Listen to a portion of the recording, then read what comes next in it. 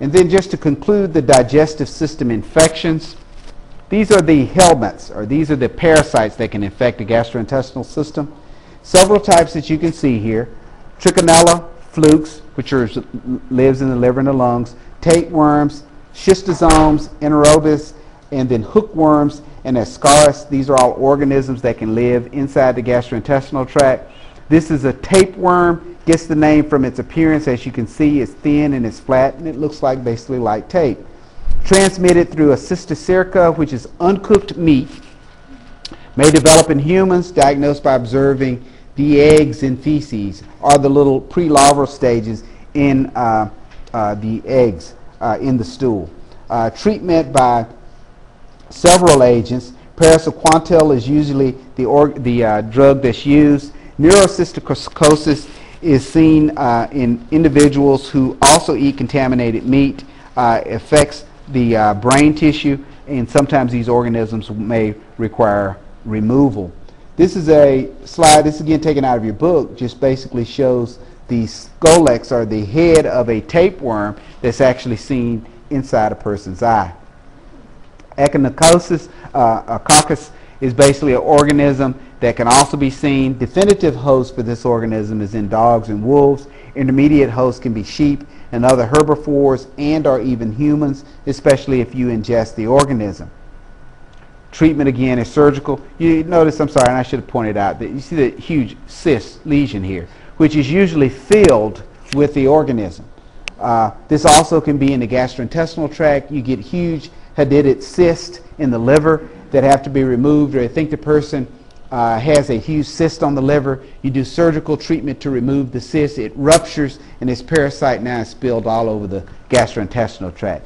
It's ugly, it's brutal, it's nasty, it's bad. So, but again, you can see where the organisms can exist. Typically, we see dogs and wolves. In the organism, or the anatomy of the organism, they typically have a head or a scolex, which helps to identify the adult tapeworm. You can see the life cycle of it, and this is interesting reading. Again, I didn't focus a lot on it. I want you to recognize Hemelt infections. When you take pathophysiology, they go through the life cycle of these organisms a little more detailed than what I'm going to go through for you now. But basically, these organisms will go through a life cycle inside either the dog, the other animal here, the intermediate host, which is a deer, and then again, eggs hatch, larvae migrate, can be ingested by humans as well and lead to disease. Now, very common in humans are pinworms, Enterobius vermicularis, transmitted by ingested eggs, treated again with parental, pamoate, or mebendazole. Mebendazole is probably the most common agent that's out there to be able to treat most helminth infections. When in doubt, use mebendazole. You can always treat them again. But mebendazole is a very potent agent, effective against most helminth infections, and especially in pinworms. Again, you can see the structure of the organism, where it exists diffusely throughout the gastrointestinal tract. You see it beginning just at the distal aspect, or most inferior aspect of the small bowel. The proximal end of the small bowel, because this is off the duodenum and the jejunum. You'll see it migrate through the small bowel and then the large intestines and out the anus. You can see the larval stage as well that can exist, and this is an example of the adult pinworms. Larvae in the soil and hatched eggs. You go digging for worms to go fishing. You get the eggs under your fingernails. Then while you're out there fishing, you use the worms and you throw in, then you eat your hamburger and you eat the eggs and you get the worms. Treatment again with mebendazole. Hookworms, another organism can infect, called hookworms because of the hook on the end.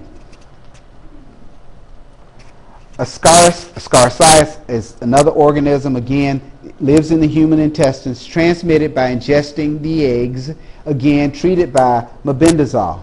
I should have asked mebendazole. I don't think I put that on the test, but a lot of mebendazole, because we're going to do meds, that's why. I'll ask you at the last test. I'll ask you about mebendazole. Trichinella, do have a question about trichinella. Trichinella spiralis, larvae insist inside the muscles in humans and other mammals. It's transmitted by ingested larvae, undercooked meat, treated with mebendazole. That's what will kill the adult worms, but remember there's a larvae that's encysted. That larvae can insist and be inside, and this slide is from a mussel. And the cyst is inside the muscle, and it's encysted, so even though you can treat the adult worm utilizing mebendazole, you can't get to this cyst. And it's very hard to identify this. These cysts can lie in deep muscle tissues like the femur or the gluteal muscle, and you not even know that it's there. Again, uncooked meat, pork, and again, the cyst can exist inside the muscle tissue. Now this step-by-step life cycle of trichinosis is out of your book. Trichinella develops and invades the intestinal wall. Again, the larva is encysted inside the muscle, can get into the GI tract, then migrate out of the adult GI tract, and can also encysted in the muscle as well. And that's how you